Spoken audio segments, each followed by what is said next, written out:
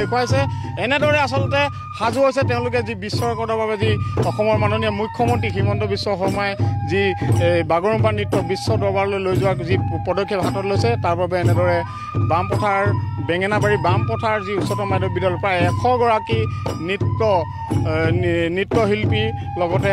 প্ৰায় 5 জনৰ অধিক যি খামবাদক এই খামবাদকে ইতিমধ্যে আখৰা আৰম্ভ কৰিছে পোনে পোনে তেওঁলোকৰ ওচৰলৈ যাম নাচনীসকলৰ লগত কিছু কথা পাতিবলৈ আমি যত্ন কৰিম হয় পোনপ্ৰথমে মই আমাৰ মুখ্যমন্ত্ৰী ডাঙৰীয়ালৈ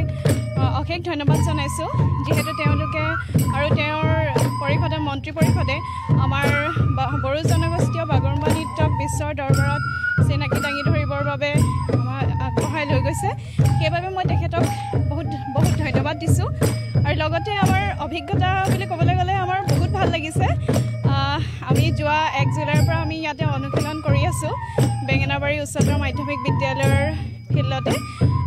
বহুত ভাল লাগিছে তেখেতলৈ অশেষ ধন্যবাদ পোনপ্ৰথমে অসম চৰকাৰক ধন্যবাদ জনাইছোঁ আৰু আমাৰ মুখ্যমন্ত্ৰী ডাঙৰীয়ালৈ ধন্যবাদ জনাইছোঁ যে বড়ো জাতিটোক আমাৰ এনেকুৱা এটা ঝুমুৰৰ পিছতে মানে আমাক এটা সুবিধা দিয়াৰ কাৰণে আৰু আমিও ইয়াত চৰাইদেউত প্ৰেক্টিছ কৰি আছোঁ ৰিহাৰ্চেল কৰি আছোঁ আমাৰ 100 গৰাকীমান আমাৰ বড়ো ছোৱালী লগতে আমাৰ ল'ৰাসকল আছে সকলোৱে আমি প্ৰেক্টিছ কৰি আছোঁ আৰু ধন্যবাদ জনাইছোঁ খুব ভাল লাগিছে আচলতে আমি এই সুবিধাটো পোৱাৰ কাৰণে